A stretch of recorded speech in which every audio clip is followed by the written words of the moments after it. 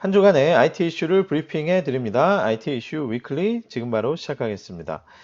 자, 2021년 8월 16일에 방송이고요. 저는 스타트업 전문 컨설팅사 디토 파트너스 그룹의 최유환입니다. 자, 오늘 두 가지 이슈를 준비했습니다. GS는 왜 요기요를 인수했을까요? 네. 자, 그리고 두 번째, 네이버는 왜 카페24에 투자했을까요? 예. 자, 오늘은 뭐 라임을 맞춘 것 같은, 그죠? 그리고 또 공교롭게 둘 다 이제 커머스 시장에 대한 그런 얘기인데요. 하나씩 한번 살펴보시죠. 자, GS는 왜 요기요를 인수했는가? GS 리테일이 13일에 배달앱 요기요의 지분 100%를 인수한다라고 밝혔는데요. 물론 GS가 단독으로 인수한 것은 아니고 두 개의 또 재무적 투자자와 함께 인수를 했습니다. 그리고 100% 지분을 인수하면서 GS가 감당하게 된 지분은 30%에 해당이 됩니다. 자, 그래서 인수가가 총 인수가는 사실 8천억 원인데 그 중에 30%인 2,400억 원을 GS가 투자하기로 했고요. 그리고 운영비도 역시 30%에 해당되는 600억 원을 투자를 해서 결국 GS가 전체적으로 감당하게 된 돈은 그죠? 네, 투자 금액은 3천억 원이다. 이렇게 이제 밝혔습니다. 굉장히 큰 딜을 했다. 이렇게 볼 수 있겠죠? 자, 그러면 이제 이 딜을 통해서 무엇을 만들려고 하는가? GS25라든지 GS 더 프레시라든지 뭐 랄라블라라든지 이런 GS가 기존에 가지고 있는 오프라인에서의 그런 소매점 16,000여 개의 소매점이라고 하는데 또 이런 소매점들 그리고 또 60여 개의 전국에 있는 물류센터망 이런 것들이 요기요의 서비스와 결합이 되면 결국은 도시명 마이크로 풀필먼트를 실현할 수 있을 것이다. 그래서 이걸 통해서 퀵 커머스를 실현할 수 있을 것이다. 이렇게 이제 밝혔습니다. 이게 뭐 굉장히 어렵게 생각이 되실 텐데요. 그냥 한마디로 얘기하면 GS가 기존에 가지고 있는 편의점이나 또 뭐 예를 들면 뭐 올리브영 같은 그죠? 그런 H&B 뭐 헬스 앤 뷰티 스토어들 이런 스토어들에서 판매하는 제품들을 쉽게 말하면 요기요 서비스를 통해서 소비자가 아주 손쉽게 간편하게 또 빠른 시간 안에 배달을 받을 수 있다. 이렇게 이해를 하셔도 될 것 같아요. 그래서 어떻게 보면 GS는 요기요를 통해서 음식 배달을 하겠다라는 것뿐만이 아니라 기존에 본인들이 가지고 있는 소매점에서 이루어지는 그런 여러 가지 커머스들을 이 배달과 결합하겠다. 이렇게 해석을 한 것 같습니다. 뭐 그렇게 의도를 했다 이렇게 봐야 되겠죠. 해석이라기보다는. 자, 결국 이번 딜의 키워드는 온 오프라인의 시너지다 이렇게 보겠죠. 예, 온라인과 오프라인의 시너지. GS는 뭐 워낙 오프라인의 커머스가 강한 그런 회사죠. 뭐 물론 이제 홈쇼핑도 있고 한데 오프라인 그 유통망이 워낙 강하기 때문에 자 이런 이제 유통망과 요기요의 온라인의 서비스 O2O죠. 결국은 O2O의 서비스가 만나게 되면 아까 말씀드렸듯이 퀵 커머스라는 게 실현될 수 있을 거다. 이렇게 본 것 같습니다.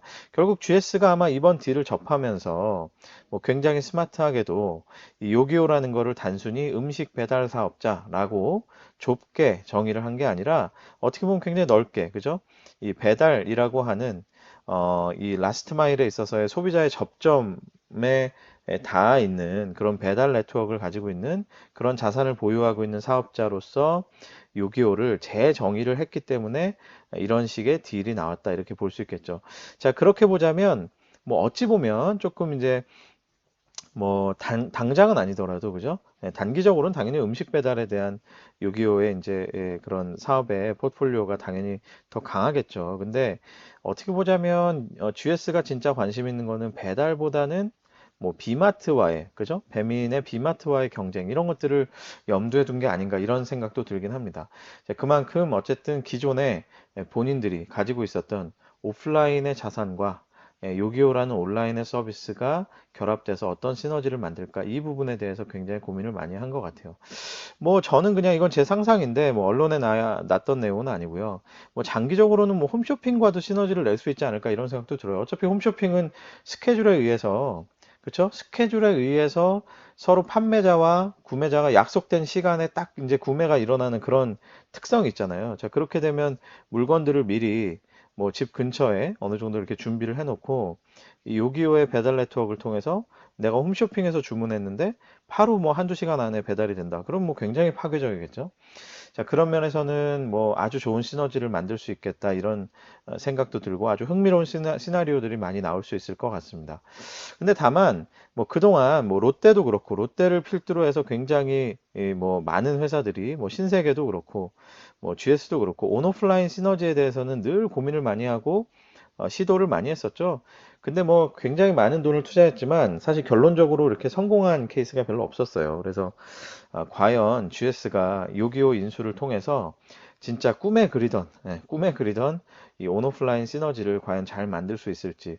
뭐 신세계는 이제 이베이를 인수하면서 어떻게 보면 온라인으로 굉장히 이제 큰 축을 하나 세웠다. 혹은 장기적으로는 아마 온라인 쪽으로 그 축이 상당 부분 옮겨갈 가능성이 높고 한데 GS는 본격적인 온라인 커머스를 인수하기보다는 오토 사업자를 인수해서 말 그대로 오프라인과 온라인의 시너지를 그러니까 오프라인에 기반한 그죠? 정확히 말하면 오프라인에 기반한 온라인과의 결합 시너지를 노리고 있다. 이런 면에서는 하여튼 두 회사의 방향이 또 약간은 다르다 이렇게 볼 수 있겠죠. 뭐 한편 롯데는 뭐 하고 있나 이런 생각도 좀 들긴 합니다. 롯데온이라고 하는 게 별로 성공적이지 못했는데 자 지금 이제 신세계 GS 온라인과의 어떤 자기들만의 색깔을 가지고 결합을 시도하고 있는데 과연 롯데는 뭐 하고 있나 이런 생각도 좀 들긴 하네요. 자 아무튼 뭐 굉장히 뭐 저는 좋은 시도라고 생각이 들고요. 진짜 잘 성공할 수 있을까 궁금증이 생길 정도로 굉장히 재밌는 시도들을 많이 해볼 수 있지 않을까 이런 생각이 듭니다. 자, 두 번째 이슈입니다. 네이버는 왜 카페24에 투자를 했을까요? 자, 지난 10일 네이버는 카페24와 1,300억 원 규모의 주식을 맞교환했다라고 밝혔습니다.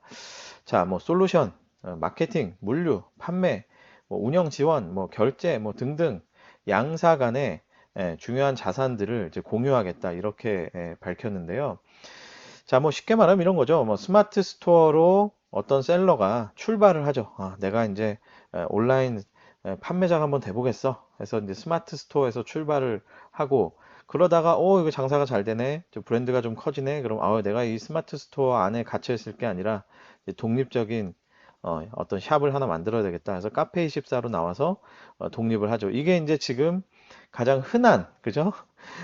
뭐 대한민국의 흔한 이 셀러의 어떤 성장 방식이죠. 성공 방식 이런 방식인데 자 이런 과정을 지금은 아무래도 회사가 분절되어 있다 보니까 뭐 따로따로 스토어도 만들고 했을 거란 말이에요. 이게 뭐 연계성도 없고 그쵸? 스마트 스토어 만들었다가 카페24로 옮기려면 이거 이제 대단히 큰 일이었을 거랍니다. 일이었을 거란 말이죠. 그래서 뭐 예를 들면 쉽게 말하면 막 뭐 물건 뭐 DB나 이런 것들도 다 옮겨놔야 됐을 거고 그게 뭐 쉽게 말하면 뭐 회사로서 치면 뭐 아주 그냥 엄청나게 큰 이사를 한번 해야 되는 뭐 이제 그런 일이었겠죠. 자, 근데 그런 것들을 이제 통합적으로 두 회사가 양사가 지원을 하겠다라고 한 겁니다. 뭐 아마도 뭐 제가 이제 구체적인 내용들이 언론에 밝혀져 있지는 않지만 뭐 스마트 스토어에서 샵을 개설했는데 뭐 버튼 하나면 뭐 카페24에도 바로 샵이 동시에 생겨날 수 있는 형태로 하든 또 반대 방향으로 카페24의 샵을 만들었는데 또 버튼 하나면 뭔가 스마트 스토어로 바로 개설이 되게끔 하든 아마 그런 식의 양쪽 방향으로 굉장히 이제 원활하게 이 셀러들이 양쪽의 무대를 다 활용할 수 있도록 그렇게 만들어준 게 아닌가 싶습니다. 뭐 네이버가 이런 식으로 표현했죠. 뭐 요람에서 무덤까지 이 셀러들의 성장의 모든 그런 패스를 모든 길을 네이버가 책임지고 지원하겠다. 뭐 그래서 생태계를 많이 확장하겠다. 그죠? 롱테일 셀러들을 위한 생태계 확장을 해서 결국은 이제 그러니까 쇼핑을 원하는 소비자가 셀러들을 만나는 관문의 역할을 함에 있어서 네이버는 이런 식으로 셀러들의 풀을 굉장히 확대하는 데 있어서 네이버가 그런 여러 가지 필요한 셀러들이 성장하는 데 필요한 그런 그 여러 가지 뭐랄까 인프라라든지 시스템이라든지 이런 것들을 다 지원하겠다 뭐 이런 식의 의미라고 이제 표면적으로는 밝혀놨습니다. 그래서 결국은 셀러가 성장하는 관문이자 또 소비자가 물건을 구매하기 위한 관문으로서 양쪽의 관문의 역할을 이게 사실 포탈이죠. 결국은 포탈의 역할을 강화하기 위해서 굉장히 다양한 셀러들의 성장을 지원하고 그런 셀러들의 풀, 뭐 밝혀진 바로는 뭐 190만 셀러가 이제 지금 뭐 카페24에 있다고 하는데 이제 이런 풀들을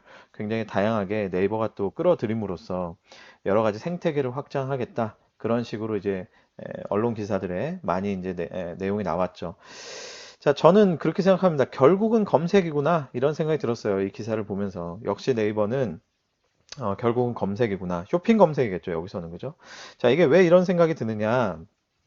결국 이런 겁니다. 셀러 풀이 확대가 되고, 셀러들이 여기서 만족스럽고, 그래서 네이버라는 가두리 안에서 열심히 이제 사업을 해요.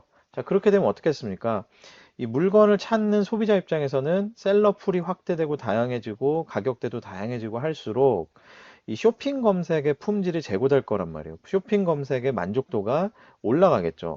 왜 네이버에서 검색하니까 역시 뭐 예를 들면 쿠팡이 없는 게 다 검색이 되고 뭐 가격대도 굉장히 다양하게 잘 검색이 되는구나 해서 만족도가 올라가겠죠. 그럼 어떻게 되겠습니까? 결국은 쇼핑의 거래액이 증가되겠죠. 자, 요거를 역순으로 이해해 보면 되겠죠.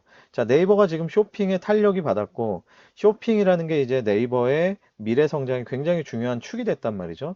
자, 그러면 쇼핑의 거래액을 증가시켜야 되겠죠? 자, 그걸 위해서는 어떻게 해야 될까요? 쇼핑 검색, 네이버는 검색 사업자니까 기본적으로 쇼핑 검색의 품질을 제고해야 되겠고, 쇼핑 검색의 품질을 제고해야 해야 되다 보니 셀러의 풀을 확대하고 셀러가 만족스러워 할 수 있는 그런 생태계를 만들어야 되겠구나 이런 생각이 들고요. 자, 그러다 보니 결국은 어떻습니까? 스마트 스토어 외에는 롱테일 시장에서 어디가 가장 강자인가요? 당연히 카페24죠. 그러니까 결국은 카페24와의 협력, 또 피를 섞는 이런 주식을 맞교환하는 이런 행위는 근본적으로는 결국은 검색이었다. 이 검색의 만족도를 높여서 궁극적으로 네이버가 가지고 있는 포탈로서의 역할, 그리고 또 이제 장기적으로는 또 장기적이라보다는 결과적으로는 또 이 쇼핑 거래액의 증가 이런 것들을 노린 게 아닌가 이런 생각이 듭니다.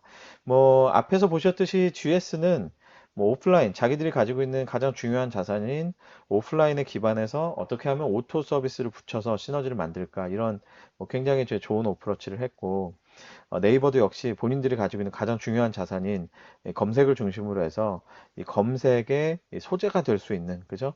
검색의 밑바탕이 될 수 있는 그런 셀러들을 어떻게 하면 더 끌어들일 것인가 이런 방향으로 가기 때문에 뭐 두 가지 소식이 되게 달라 보이지만 결국은 사실 커머스 시장에서 본인들의 정체성에 맞게 굉장히 재밌는 전략을 잘 펴고 있는 그런 모습으로 보여집니다. 또 재밌는 그런 두 가지 딜이 있는 그런 한 주였습니다.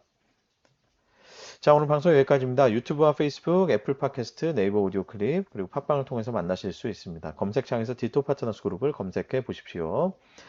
자, 편안한 한 주 되십시오. 이제 찬바람이 불기 때문에 이제 환절기가 오는 거죠. 감기 조심하시고요. 건강한 모습으로 다음 주에 다시 찾아뵙겠습니다. 여러분 감사합니다.